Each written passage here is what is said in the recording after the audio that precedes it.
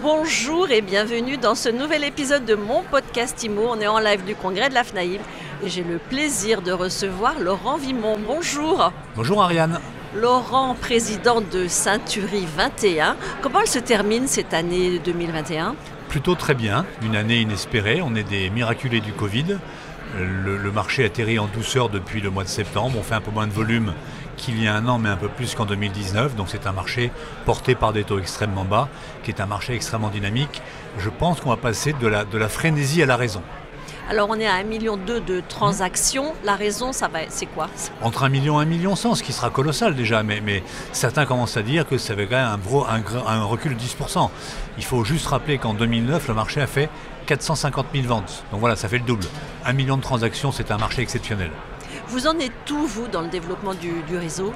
On est assez stable à 915 agences. On a un peu comme un bonsaï. On est très soigneux et on essaye de se séparer de petites branches qui sont plus assez efficaces, qui partagent plus l'esprit du réseau, le projet du réseau. Donc on résilie entre 40 et 50 contrats par an. Et puis on fait rentrer entre 60 et 80 nouveaux contrats.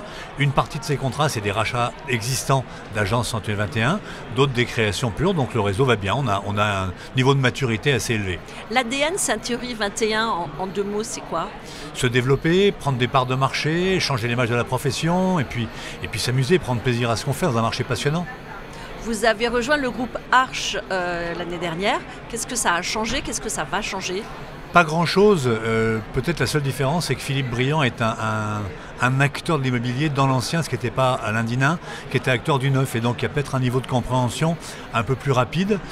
Philippe a une vraie vision, il a envie d'aider la profession à se développer. Et puis il a une galaxie qu'il a dans son groupe avec le financement, l'assurance. Donc on est en train de voir ensemble ce qu'on met en place comme synergie, même si j'ai pas le mot. Dans tous les cas, il nous fait confiance, on lui fait confiance et pour l'instant, l'aventure est plutôt belle.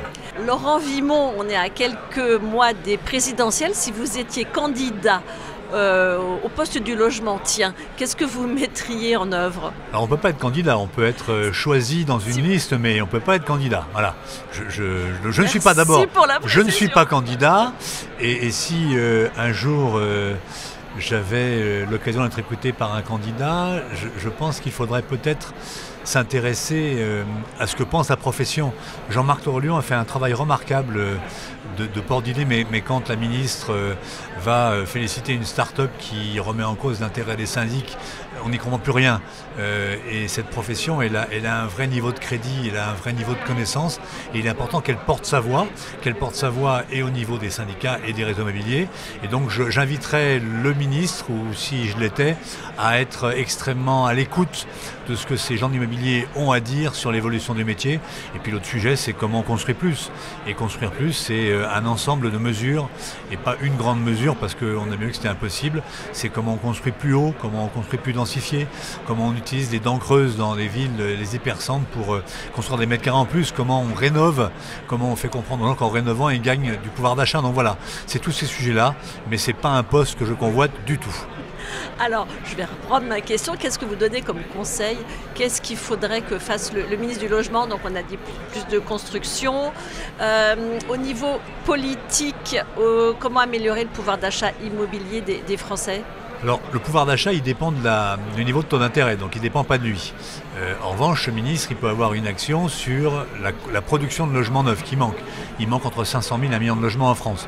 Un exemple tout simple, les bureaux de seconde, troisième main qui ne sont pas loués. Comment on peut les convertir, ces bureaux vides, en logements ? Ils sont souvent en hypercentre, là où il manque des logements. Ensuite, est-ce qu'on ne pourrait pas imaginer comment on sort de la ville les emplois ?